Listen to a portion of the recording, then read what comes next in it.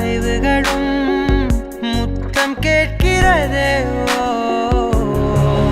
ஒரு வேதியியல் மாற்றம் என்னுள் உன்னை கண்டால் ஏதோ நடக்கிறதே.